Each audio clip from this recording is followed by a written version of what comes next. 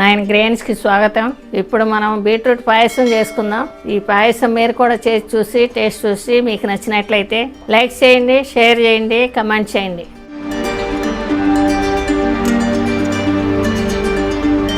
Stove ముట్టించి pan పెట్టుకున్నానండి. 2 table స్పూన్ల నెయ్యి వేసుకున్నాను. 10 జీడిపప్పు,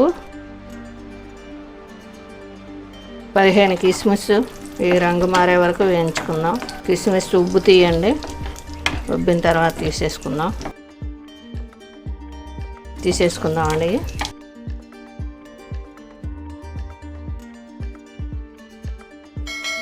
అరకప్పు బీట్రూట్ తురుము తీసుకున్నానండి. బాగా సన్నగా తురుముకోవాలండి.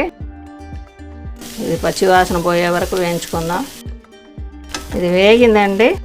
1/3 కప్పు చక్కెర వేసుకుందామండి. ఈ చక్కెర కరిగే వరకు తిప్పుకుందాం. 1 టీ స్పూన్ యాలక పొడి వేసుకుందామండి. చక్కెర కరిగిపోయింది. ఇప్పుడు 2 కప్పులు పాలు పోసుకుందామండి. 2 టేబుల్ స్పూన్ పాలు పౌడర్ వేసుకుందామండి.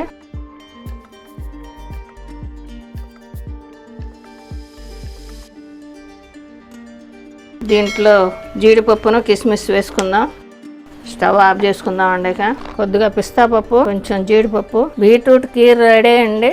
ఇదే విధంగా మీరు కూడా చేసి టేస్ట్ చూడండి.